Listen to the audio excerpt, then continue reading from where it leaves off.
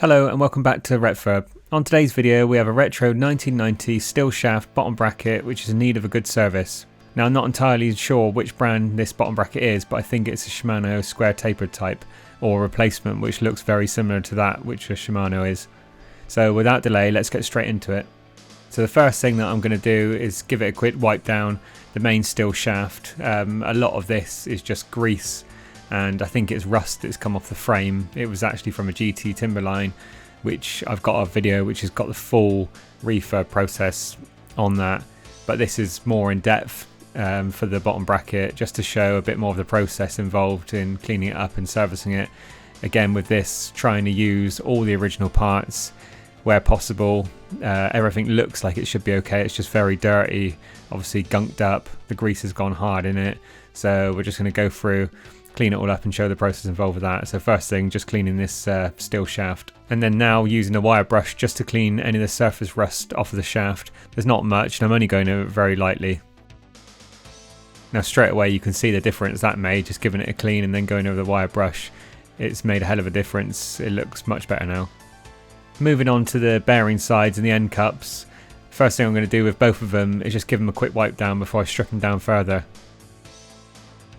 You can see the bearings definitely need a good service. I'm not sure if they've ever been done, to be honest, but if they have been done, they haven't been done in a very long time. I'm just using a cloth here just to wipe off the worst of it before I go further. I will be using a solvent-based degreaser, which I'm going to spray around, which will break down a lot of the grease. And also, I've got an old toothbrush that I can work around with. That'll help getting into all the small crevices and make it cleaner. Now moving on, after the quick wipe down, I'm going to pop out all the bearings from the bearing shell. This is the best way of doing it, I find, because then you can get right in around and clean out all the grease that's in behind the little parts you can't get to when the bearings are in there. They simply sort of push out and then you can pop them back in afterwards. The easiest way I then find to clean the ball bearings is to put them on a cloth and spray some degreaser on it and then roll the balls over the degreaser and then cleans the surface off. Just makes it a lot easier than sort of doing it individually. You just put it on there and then roll them around and you'll see the grease comes off as I'm doing it. And then you can move on to the ball bearing shell and just go around with an old toothbrush or similar and you can get into all the parts. Now I'm going to use a clean cloth just to go around and make sure that I've got all the grease off and then squirt some of the degreaser into the shell, which then should remove what's left in there.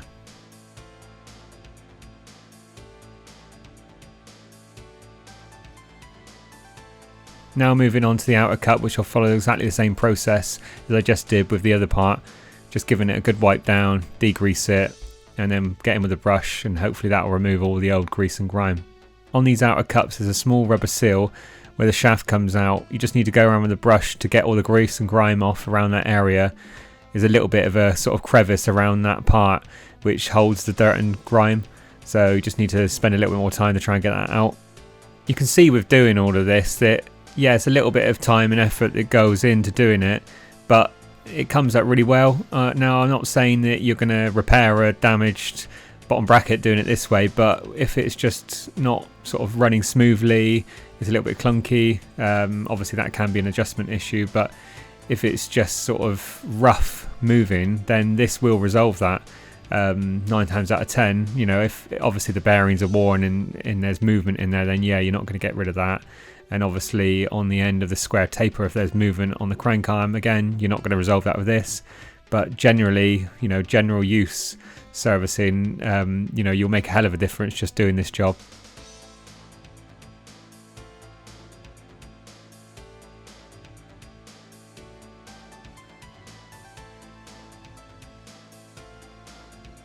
So exactly the same process as I just did with the other bearings, I'm going to do on the other side now. So I will fast forward it a little bit, but you'll see the process going on the screen. It'll be exactly the same as what I just did basically.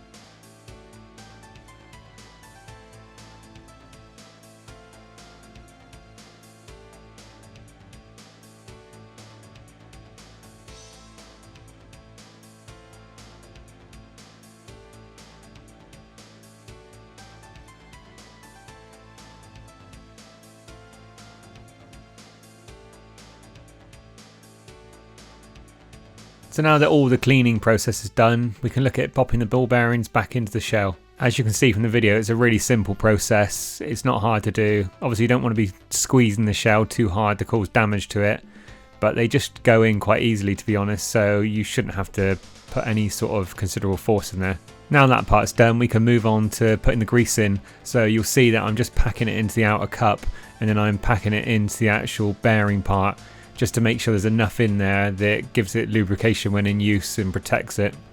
The grease that I'm using is just a general multi-purpose grease, which is perfect for this sort of application. You can also add a bit more grease when you're fitting it into the actual bike frame. I quite often do this. I'll put one side of the cup in, and then I'll put a little bit on the shaft as I slide it in there. Now again, the same process on the other bearings and shell.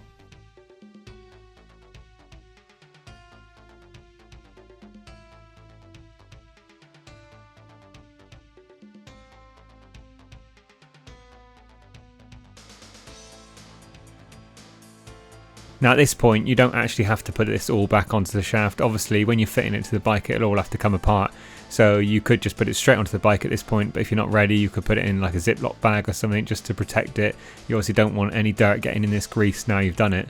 Just for the video I'm just showing it all go back together, and I'm just moving the shaft inside the bearings to make sure that it feels nice and smooth after fitting it all back up and lubricating it. So that's another quick refurb done. Hopefully it helps someone out who's got to do this on their own bike. I hope you enjoyed the video. Please like and subscribe, and we'll see you on the next one.